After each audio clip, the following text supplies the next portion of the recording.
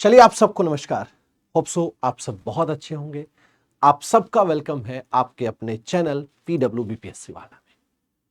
आज का जो सेशन है वो हर उस बच्चे के लिए है जिसको बहुत दिन से एक चीज की तलाश थी कि सर साइंस के अंदर हमें पढ़ना क्या है, कहां किस टॉपिक पर हम ज्यादा प्रायोरिटी दें, कैसे उस टॉपिक को पढ़ें।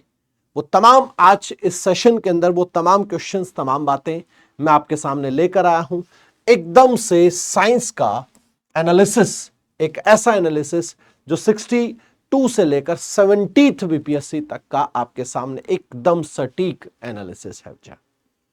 जो बच्चा 71st बीपीएससी के लिए टारगेटेड है, जो बच्चा अपने आप को तैयार कर रहा है, उसको इस सेशन के बाद बहुत रिलीफ मिलने वाला है, बहुत आराम मिलने वाला है कि साइंस को लेकर के जो छोटी छोटी बातें हैं वो अक्सर जो बच्चा प्रॉब्लम आती है जिसको समझने में, तमाम बातें आज के सेशन में होने वाली है।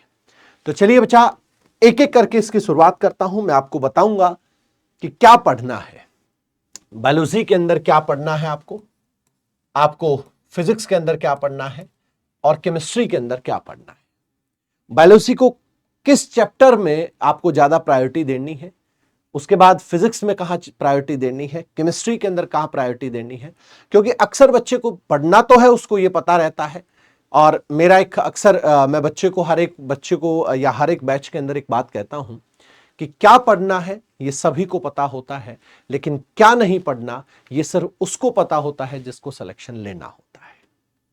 तो यहां पर बच्चा आपको फिजिक्स में कहां ज्यादा फोकस करना है, बायोलॉजी में कहां फोकस करना है और साथ ही साथ केमिस्ट्री के अंदर कहां फोकस करना है, कैसे पढ़ना है, जैसे क्या टाइम ड्यूरेशन आपको देना है, साथ में आपको एमसीक्यूज के लिए क्या करना है, आपको पीवाईक्यूज के लिए क्या करना है, वो तमाम बातें। जैसे बच्चे के पास प्रिपरेशन तो सब है, काम भी सब कर रहा है, लेकिन सर हम पीवाईक्यू कैसे, कहां से करें, हम सर एमसीक्यूज कैसे करें, वो तमाम बातें आपके यहां सेशन में लेकर आया हूं बच्चा।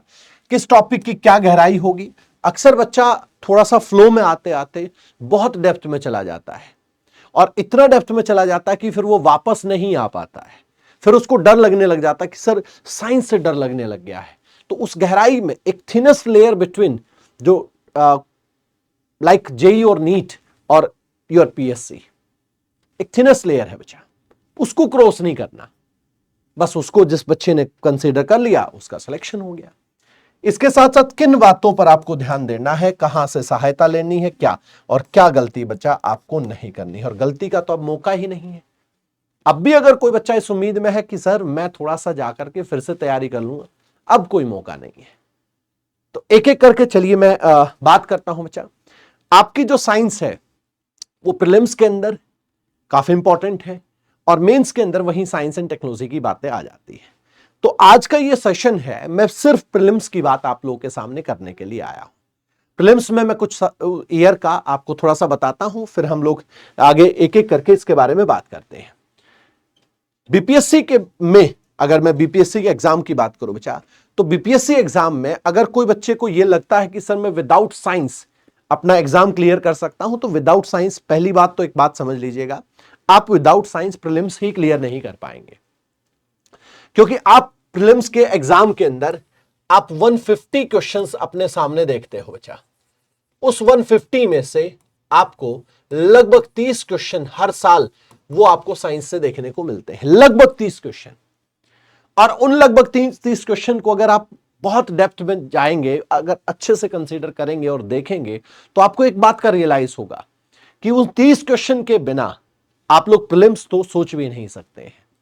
क्योंकि अगर इस 150 में से 30 क्वेश्चन को हटा दिया जाए तो 120 क्वेश्चन एक बड़ा टास्क बच्चे के लिए हो जाता है। जिसमें अगर मैं आपको एक नॉर्मली बात करता हूं कि आपको सबसे अगर प्रायोरिटी देखिए हर सब्जेक्ट की होती है, हर सब्जेक्ट की इंपॉर्टेंस होता है, हर सब्जेक्ट को पढ़ना होता है। लेकिन पिछले कुछ सालों का एनालिसिस जब देखा जाता है, क्योंकि बच्चा जब आप एक एनालिसिस देखते हो तो आप उस टॉपिक की, उस पार्ट की गहराई को समझते हो। तो पिछले कुछ सालों का जब एनालिसिस देखा गया है तो हमें यह पता चला कि अगर मोस्ट प्रोबेबिलिटी जो सब्जेक्ट की बात करें तो हिस्ट्री को सबसे टॉप मोस्ट पर रखा जाता है, उसके बाद साइंस को रखा जाता है, उसके बाद आप बिहार स्पेशल को रखते हो और करंट अफेयर को रखते हो। बिहार स्पेशल करंट अफेयर को थर्ड रैंक में हम लोग रख सकते हैं। फर्स्ट रैंक में हम हिस्ट्री को रखेंगे और उसके अंदर भी मॉडर्न हिस्ट्री का या आप एनालिसिस करते हैं तो आपको बड़े अच्छे से इस बात की गहराई में आप लोग गए होंगे और आप लोगों ने देखा होगा। मैं साइंस को इस रैंक में सेकंड नंबर पर रख रहा हूं, जो हिस्ट्री से ज्यादा पीछे नहीं है। अगर हिस्ट्री में 32-35 क्वेश्चन जाते हैं तो इसके अंदर 28 से 30 क्वेश्चन जा रहे हैं, यानी आपके एक मोस्ट इंपॉर्टेंट सब्जेक्ट में से है प्रीलिम्स एग्जाम में। वहीं अगर बात करें 65th बीपीएससी का, कुछ ट्रेंड मैंने आप लोगों के सामने रखे हैं बच्चा। 65th में 20 क्वेश्चन आपको देखने को मिले थे, उसके बाद 28, 30 और यहां 23 है, तो 23 के अंदर यहां 7 से ज्यादा क्वेश्चन जो थे वो साइंस एंड टेक्नोलॉजी के इन्वॉल्व हो गए थे, साइंस एंड टेक के इन्वॉल्व हो गए थे बच्चा।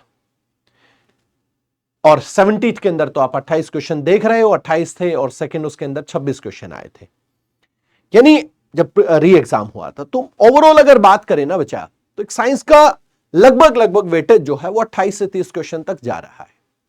सर क्या हम 28 से 30 क्वेश्चन को करने में एफर्ट कितना लगाएं, कितना करें, वो आपके तरह के जो क्वेश्चन मेरे पास आते हैं मैं उनसे थोड़ा डील करूंगा अब आप लोगों के साथ मिलकर के।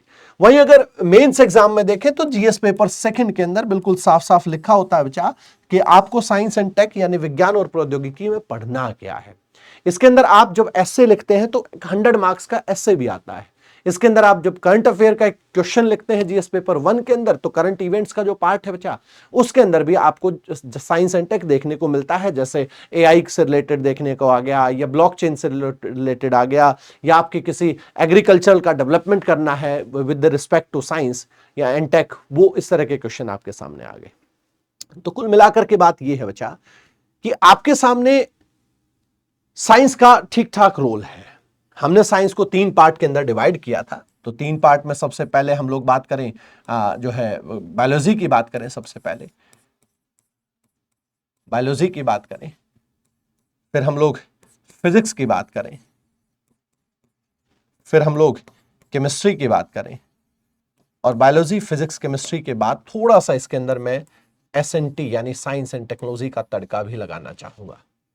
देखिए 65, 66, 67वीं बीपीएससी बच्चा नॉर्मल भी अगर उसने पढ़ाई की, एक नॉर्मल बुक से भी पढ़ रहा था, तो उसके बारे में उसको ज्यादा प्रॉब्लम नहीं आई थी।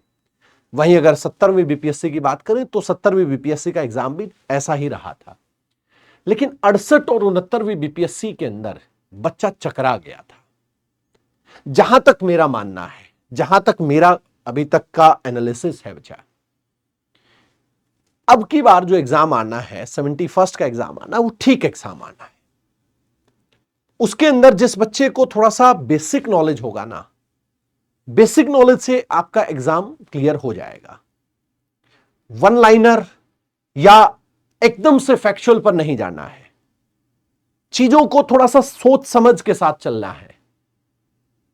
इसमें आपको पढ़ना क्या होगा, किस टॉपिक को ज्यादा प्रायोरिटी देनी है, तो एक एक करके एनालिसिस देखते हैं। अगर मैं बात करूं बच्चा आपके सामने, जैसे फिजिक्स की बात करूं, भौतिक विज्ञान की बात करूं, तो भौतिक विज्ञान से अगर एक चैप्टर आता है जिसमें यूनिट कहते हैं, अगर आप देखेंगे ना बच्चा यूनिट के चैप्टर को, तो ओवरऑल यूनिट के चैप्टर से आपको क्वेश्चन देखने को मिलता ही मिलता है। चाहे वो मैग्नेटिक फ्लक्स की बात हो, चाहे आप लोगों से फोर्स के बारे में पूछ ले, चाहे आप लोगों से प्रेशर के बारे में पूछ ले, चाहे आप लोगों से मैग्नेटिक फ्लक्स की डेंसिटी के बारे में पूछ ले, यानी इस तरह के क्वेश्चंस आप लोगों को हर साल देखने को मिल रहे हैं। इस साल भी देखने को मिले, 68 में भी मिले, 69 में भी मिले, हर साल आपको क्वेश्चन देखने को मिले हैं। तो थोड़ा सा अगर ओवरऑल देखा जाए तो इससे ठीक ठाक क्वेश्चन आए हैं, यानी लगभग 16 से 18 क्वेश्चन अभी तक देखे गए हैं। पिछले कुछ सालों का ही एनालिसिस हम 60 सेकंड से 70वीं तक का कर रहे हैं, तो आपको कम से कम इतने क्वेश्चन यहां से देखे गए हैं।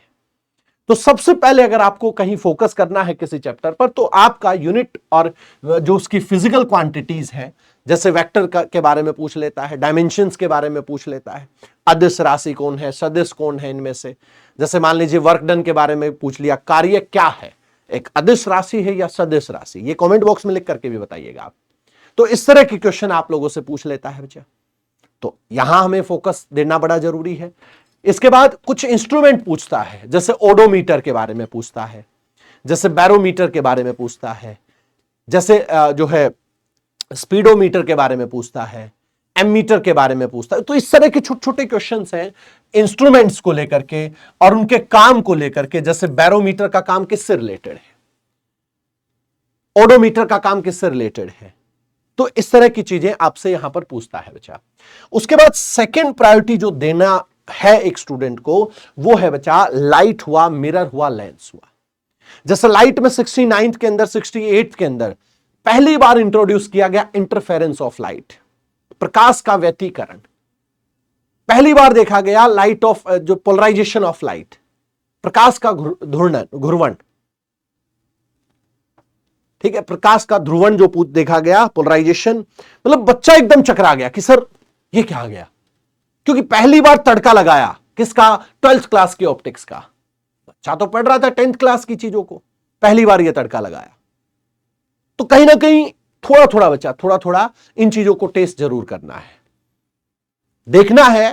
क्योंकि आपसे, और साथ ही साथ अगर बात करें मिरर किससे रिलेटेड बात करें, तो हर साल आपसे इमेज पूछता है, हर साल आपसे इमेज पूछता है कि इमेज की फॉर्मेशन कैसे होती है। आपसे पूछ लेगा कि भैया जो आपका एक नॉर्मल जो प्लेन मिरर है, प्लेन मिरर के अंदर अगर दो मिरर इस एंगल पर हैं तो कितनी उसके अंदर इमेज बनेगी, इतने एंगल पर झुके हुए हैं। तो आपसे पूछ लेगा कि अगर एंगल की स्थिति थीटा एंगल है, अगर प्लेन को, समतल दर्पण को घुमाया जाए तो थीटा यानी कोण पर क्या प्रभाव पड़ेगा। आपसे पूछ लेता है कि प्रतिबिंब जो अवतल दर्पण है उसके अंदर कैसा प्रतिबिंब बनता है। आपसे पूछ लेता है वहीं लेंस के बारे में कि लेंस की जो पावर है उसको क्या कहा जाता है और कैसे मापा जाता है। इस तरह के क्वेश्चन आपसे पूछ लेता है। तो लगभग 15 से 16 क्वेश्चन बचा इस चैप्टर से देखे गए हैं, जिसमें प्रकाश, दर्पण और लेंस को आप लोगों को पढ़ना होता है। इसके साथ साथ अगर बात करें इलेक्ट्रिसिटी और मैग्नेटाइज्म, एक मोस्ट इंपॉर्टेंट चैप्टर है बच्चा। विद्युत से पिछली बार भी न्यूमेरिकल आया था, 68th में भी न्यूमेरिकल देता है। न्यूमेरिकल का मतलब इतना हार्ड मत समझिएगा, एक बहुत टफ न्यूमेरिकल होता है।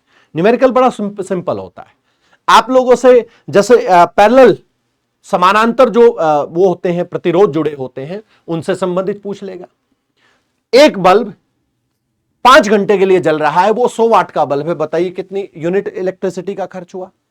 आप लोगों से डायरेक्ट जो है वो किसी विभव से, विभवांतर से, इस तरह का स्टेटमेंट आप लोगों को दे देगा। उस स्टेटमेंट पर हमें काम करना पड़ता है, देखना पड़ता है उस स्टेटमेंट के बारे में। हमसे आवेश के बारे में पूछ लेगा कि आवेश के बारे में बताइए भैया। तो इस तरह के जो क्वेश्चन है बच्चा, आज तक इससे 15 क्वेश्चन इससे देखे गए हैं। मतलब 62 जो अगर 62वीं बीपीएससी से बात करें, अगर 70वीं तक। इसके साथ साथ बच्चा हीट हुआ, ऊष्मा, ध्वनि हुआ, इससे लगभग अगर देखा जाए तो दोनों से बराबर, कहीं 8 कहीं 6, इस तरह से क्वेश्चन देखे गए। तो 14 क्वेश्चन आपको यहां से देखने को मिलते हैं। जैसे कंडक्शन की बारे में पूछ लेगा, चालन क्या होता है। जैसे आपसे पूछ लेगा रेडिएशन के बारे में कि कौन सी ऐसी ऊष्मा है जिसको किसी भी जो माध्यम की आवश्यकता नहीं होती, इस तरह की बातें पूछ लेगा। इसके बाद मोशन है बच्चा, गति हुआ, न्यूटन के 3 नियम। ग्रेविटेशन के अंदर पूछ लेगा आपसे कि भार क्या है, भार और द्रव्यमान में क्या डिफरेंस है। आप लोगों से एस्केप वेलोसिटी, पलायन वेग के बारे में पूछ लेता है, कक्षीय वेग के बारे में पूछ लेता है। और साथ ही साथ अगर देखा जाए तो छोटी छोटी बातें, जैसे लिफ्ट में भार के बारे में बताइए, थोड़ा सा कार्य के बारे में बताइए, थोड़ा सा शक्ति के बारे में बताइए, और एनर्जी के बारे में कन्वर्जन पूछ लेता है एनर्जी के, कि डायनेमो क्या काम करता है, मोटर कैसे मोटर के अंदर ऊर्जा कैसे बदलती है, एक सेल होता है, सेल के अंदर कैसे चेंज आता है, कौन सी ऊर्जा किस में बदलती है। तो इस तरह के क्वेश्चन पूछ लेता है। तो लगभग 12 क्वेश्चन यहां से आए हैं। मतलब ओवरऑल देखें बच्चा तो आपको पूरी फिजिक्स के अंदर इन चैप्टर्स पर अगर फोकस अच्छे से होता है तो आपके क्वेश्चन की उम्मीदें बहुत ज्यादा हो जाती हैं। इसके साथ साथ अगर मैं बात करूं बच्चा दूसरे केमिस्ट्री के अंदर अगर बात करूं तो एक चैप्टर आता है बच्चा सॉल्यूशन। सॉल्यूशन में आप लोगों से जैसे विलयन के बारे में, विलायक के बारे में कुछ चीजें ऐसी हैं जो सेपरेट करने में काम आती हैं। जैसे फ्रिक्शनल डिस्टिलेशन क्या होता है, जैसे क्रोमेटोग्राफी क्या होती है, जैसे सोलिडिफिकेशन यानी ठोसीकरण क्या होता है, उद्रवपातन जिसको सब्लिमेशन कहते हैं उसके बारे में। तो बहुत छोटे छोटे मिक्सचर आप लोगों से पूछ लेगा कि बताइए मिक्सचर के बारे में बताइए। होमोजीनियस हेट्रोजीनियस के बारे में, सममांगी और विषमांगी मिश्रण के बारे में बताइए। स्टेट ऑफ मैटर आप लोगों से जैसे बीईसी के बोस आइंस्टीन कंडेंसेट स्टेट कौन सी है, क्या बताती है। आज तक सबसे, अगर केमिस्ट्री की बात करूं तो बच्चा मोस्ट इंपॉर्टेंट चैप्टर में से एक है। 23 क्वेश्चन इससे आए हैं, मोस्ट इंपॉर्टेंट चैप्टर में से एक है। उसके साथ साथ केमिस्ट्री इन एवरीडे लाइफ, जिसमें आप लोगों से पूछ लिया जाता है जैसे फर्टिलाइजर के बारे में, उर्वरक के बारे में बच्चा, जैसे एक्सप्लोसिव के बारे में पूछ लिया जाता है, विस्फोटक, जैसे दवाई के बारे में पूछ लेता है, इस तरह की बातें बच्चा। साबुन के बारे में पूछ लेता है, मिसल कैसे काम करते हैं, हार्ड वाटर कठोर जल क्या है, इसके बारे में पूछ लेता है। तो आपके लगभग 16 क्वेश्चन बच्चा यहां से देखे गए। इसके साथ में अगर बात करूं acid base and salt, third rank जो दी गई इस चैप्टर को, वो इसलिए दी गई है क्योंकि लगभग 15 क्वेश्चन इससे पूछे गए, क्योंकि सबसे ज्यादा डेली लाइफ में अगर कोई काम आती हैं कोई चीजें तो आपका ये काम आता है। इसके साथ साथ बच्चा कार्बन कंपाउंड से बात करें तो 15 क्वेश्चन पूछे गए हैं। मेटल, नॉन मेटल और अलॉय की बात करें तो 13 क्वेश्चन पूछे गए हैं। कार्बन एंड कंपाउंड के अंदर पॉलीमर को भी जोड़ दिया जाता है बच्चा। आप देखते हैं केवलर से तो हर बार क्वेश्चन कर रहा है, ठीक है। तो इस तरह से चीजें, एटॉमिक स्ट्रक्चर परमाणु संरचना से क्वेश्चन पूछा गया है। साथ ही साथ एनवायरमेंटल केमिस्ट्री के अंदर पोल्यूशन वगैरह से क्वेश्चन आप लोगों से पूछा गया है बच्चा। बात फिर अगली आती है, ये आपके केमिस्ट्री का एक छोटा सा पार्ट था। अगली बात आती है सर बायोलॉजी में क्या पढ़े। बायोलॉजी को थोड़ा सा प्रायोरिटी ज्यादा देना बच्चा। अगर बात करें फिजिक्स, केमिस्ट्री, बायोलॉजी की, तो तीनों में से लगभग 12-15 क्वेश्चन तक, 12 से 15 के बीच में आप लोगों से बायोलॉजी से पूछ लिए जाते हैं। तो थोड़ा सा प्रायोरिटी आपको ज्यादा देना है। डिजीज से सबसे ज्यादा क्वेश्चन आते हैं, हर साल क्वेश्चन देखने को मिलते हैं, कभी 2 कभी 3। 68-69 बीपीएससी के अंदर तो वैक्सीनेशन भी पूछ लिया गया था कि लाइव एटीनेशन वैक्सीन कैसे काम करता है। इस तरह के क्वेश्चन आप लोगों से पूछ लिए गए बच्चा। न्यूट्रिशन को आपको वैरायटी जो है सेकंड प्रायोरिटी देना है। 18 क्वेश्चन न्यूट्रिशन में आप किस किस के बारे में पढ़ते हो। यहां विटामिन से सबसे ज्यादा क्वेश्चन आता है। विटामिन हुआ, कार्ब हुआ, प्रोटीन हुआ, फैट हुआ, इससे क्वेश्चन ज्यादा, मैच द फॉलोइंग, ये इस तरह के क्वेश्चन बड़े सिंपल क्वेश्चन आते हैं बच्चा। सेल और जेनेटिक्स से क्वेश्चन आते हैं। आप लोगों से कोशिका के अलग अलग जो अंग हैं उनके बारे में बात कर ली जाती है। प्लांट की सेल, एनिमल की सेल, दोनों मिला करके पूछ लेता है। इसके बाद अगर क्लासिफिकेशन देखें, पौधों का वर्गीकरण, जंतु जगत के बारे में पूछ लेता है, पादप जगत के बारे में पूछ लेता है कि बताइए सी हॉर्स क्या है। तो आपको भाई अक्सर बच्चा कहता कि सर सी हॉर्स तो दरियाई घोड़ा है, लेकिन वो एक मछली होती है। तो इस तरह के क्वेश्चंस आप लोगों से बिल्कुल मतलब अनएक्सपेक्टेड क्वेश्चन, बच्चा जिसको कहता है सर पता नहीं, अलग से क्वेश्चन, अलग से नहीं है, सिर्फ उस बच्चे को उस थोड़ा सा गहराई तक पहुंचना है बच्चा। इसके साथ साथ हार्मोन्स का थोड़ा सा ध्यान रखिए बच्चा, हार्मोन से क्वेश्चन कर लेता है। ह्यूमन सिस्टम में nerve system, blood, digestion, reproduction, इनसे क्वेश्चन कर लेता है अलग अलग। प्लांट्स के अंदर जैसे प्लांट मॉर्फोलॉजी हो गया, प्लांट प्रकाश संश्लेषण हो गया, इस तरह पादप आकार की हो गया, जड़, तना, पत्ते, इस तरह के क्वेश्चन आप लोगों से यहां से पूछ लेता। फूल के बारे में क्वेश्चन कर लेता है रिप्रोडक्शन में। तो इस तरह के क्वेश्चन आपको यहां से पूछने के चांस होते हैं। तो मैंने आपके सामने फिजिक्स हुआ, केमिस्ट्री हुआ, बायोलॉजी हुआ, उन तीनों को एक सिस्टम से मैंने आपको बताया है। इसके बाद अगर बात करें बच्चा, क्या मॉक टेस्ट देना जरूरी है, क्या आप टेस्ट देना जरूरी है, कि जो आप लोग टेस्ट देते हैं क्या वो टेस्ट आप लोगों के लिए जरूरी है बच्चा? मोस्ट इंपॉर्टेंट है, ये मोस्ट इंपॉर्टेंट है आपके लिए। आपको बुक क्या पढ़नी है? आपको एनसीईआरटी बुक पढ़नी है। अगर आप 9th और 10th क्लास की एनसीईआरटी पढ़ पाए तो बहुत अच्छी बात है। कोई पीवाईक्यू की बुक ले लीजिए, अभी जो टाइम बचा है जितना, डेली के कोशिश करो कि 100 एमसीक्यूज लगा दो। कहां से मिलेंगे सर? आप एमसीक्यूज की कोई एनी बुक, मैं किसी बुक का नाम यहां सजेस्ट नहीं करूंगा, जिस बुक को आप पढ़ना अच्छा लगता है कोई भी बुक ले सकते हैं। कितना टाइम देना है सर इसको?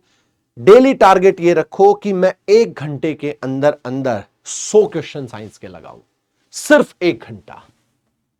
टारगेट लगा के एग्जाम होता है बेचा। चिराग तूफानों में बुझा करते हैं, हम वो रोशनी है जो तूफान के अंदर भी जल के दिखाएंगे।